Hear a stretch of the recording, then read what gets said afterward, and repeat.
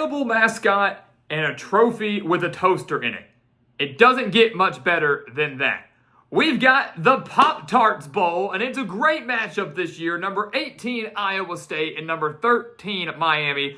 Two teams that just barely missed out on the college football playoff. Iowa State losing in the essential play-in game for them in the Big 12 championship against Arizona State. Miami, had they not blown a 21-point lead to Syracuse in the season finale, would have found themselves in the 12-team field. So the million-dollar question now is, which team comes into this game more motivated? Who wants the Pop-Tart Bowl more? And who will clinch an 11-win season when it's all said and done?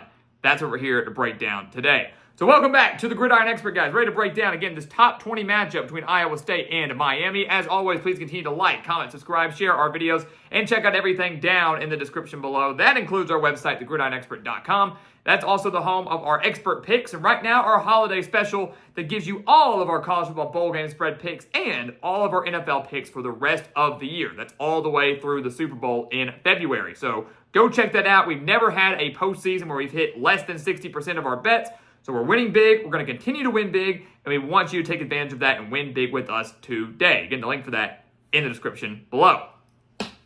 So again, Iowa State and Miami, it's crazy to think that we could have seen both these teams in the college football playoff, but instead Arizona State destroyed the Cyclones in that Big 12 championship game, and then Miami.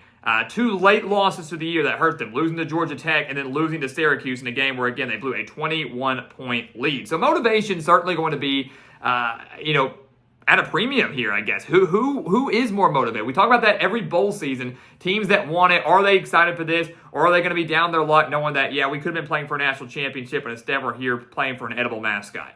That's kind of the million-dollar question here. Which coach can have their team the most ready for a game like this? And still, 11-win season on the line is a lot to play for. Potential top 15, top 10 finish, a lot to play for. You start with Iowa State on the offense. They're not expecting many, if any, major opt-outs on the offensive side of the ball in this game, and that's massive. That's really, really good. Neither team really going to be dealing, at least as of this filming, too many major opt-outs as they prepare for the Pop-Tarts Bowl. The Cyclones averaging over 416 yards per game. That includes over 254 passing yards per game and over 161 on the ground. So a relatively balanced offense for the Cyclones this year. Rocco Becht, their quarterback, has been pretty dang good. Pretty dang good. Over 3,000 yards, actually over 3,200 yards, 22 touchdowns, and he has two 1,000-yard wide receivers at his disposal in Jaden Higgins and Jalen Noel. So this is a very, very talented Iowa State offense I don't think gets nearly enough attention, nearly enough credit. One that averaged over 30 points per game this year. But the key for them, more than anything, the Cyclones went 10-3 this year.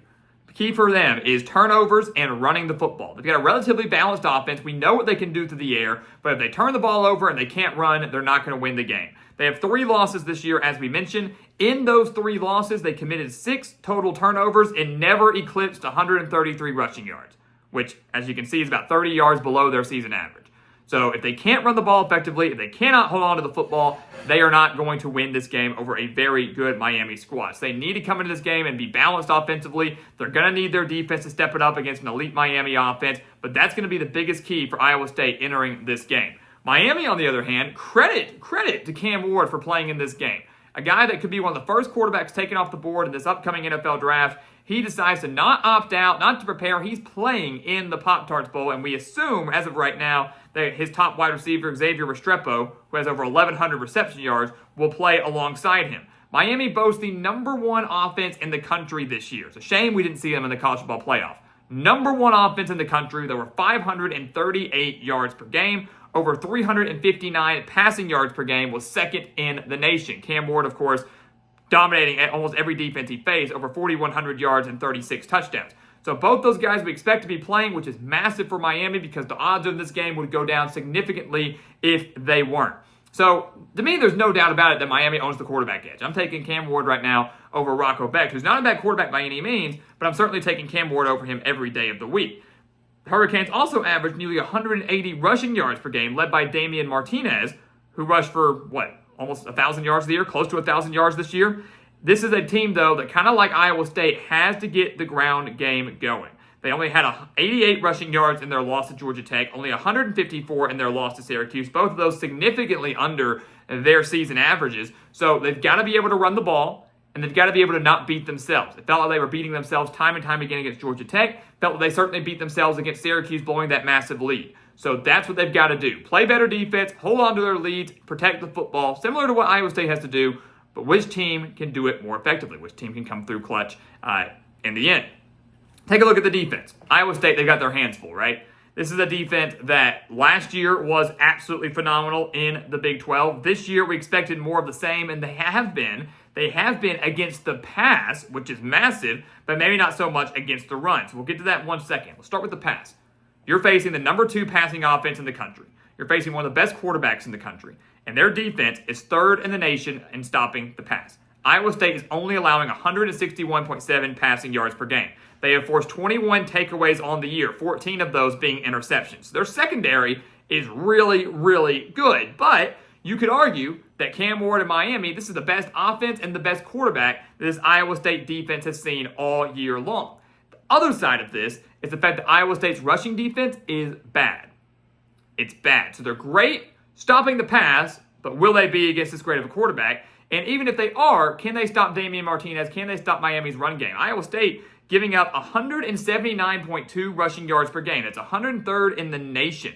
They allowed over 213 rushing yards against Arizona State. They allowed 237 rushing yards to Kansas, 129 rushing yards to Texas Tech. Iowa State lost all 3 of those games. So if they cannot stop the run, they're not going to win this game, because if you run effectively, you're going to set up the pass, you're going to set up the home run ball for Cam Ward in Miami, and it's going to be very difficult to stop this offense. So Iowa State's got to find a way to slow down Miami's offense, not allow those big explosive plays, not allow them to go as fast and up tempo as they want to go, and find a way to stop the run and force Cam Ward to do it all by himself. He's more than capable of doing that, but if you allow Martinez to run free, there's no shot in this game.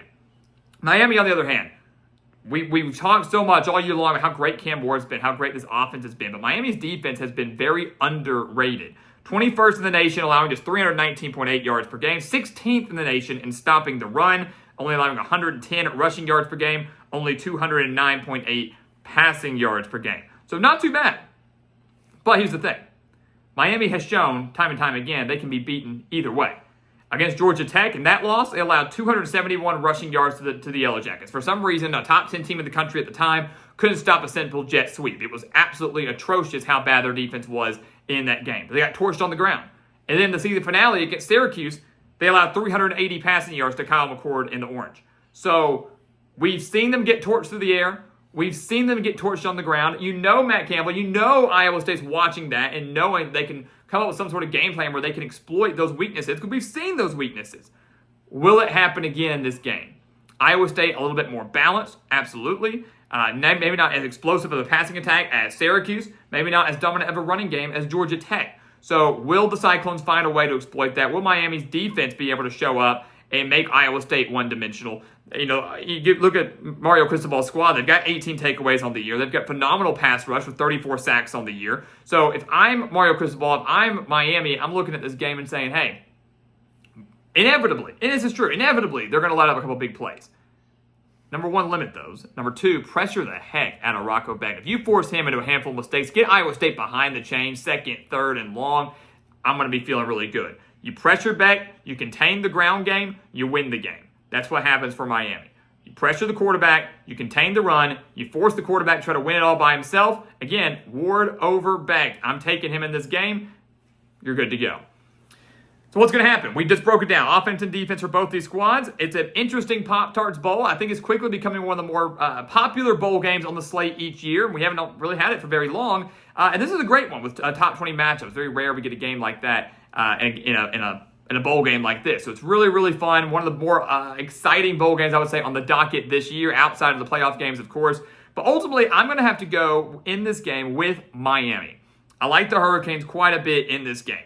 I'm not too worried about motivation from either side. The fact that Miami has the majority of their starters playing speaks levels to me. I think they'll rally behind their quarterback. The fact that he chose to play and not sit out, again, barring any changes between the time of this filming and the actual kickoff. Iowa State can say the same. Both teams down their luck after missing out on the playoff, but I don't think either team's going to have an issue with motivation. I just like Miami's offense quite a bit more than Iowa State's. I think Iowa State struggles at stopping the run, and if you struggle at stopping the run, it's going to open up a lot of opportunities in the pass, and Cam Ward's not going to miss out on those opportunities. Miami wins this game. They clinch an 11-win season. A small consolation prize, I guess, for missing out on the college football playoff, but still, another 11-win season. Nothing to frown about for the Hurricanes, while Iowa State once again falls short at 10-4. So guys, as always, thank you so much for watching us here at the Gridiron Expert on YouTube. Make sure to continue to like, comment, subscribe, share our videos, and check out everything down in the description below. We've got our expert picks and that holiday special over on thegridironexpert.com. Go check it out over there and become a member of our GE Nation. And once again, as always, thank you so much for watching, and we'll see you next time right here on the Gridiron Expert. Yeah.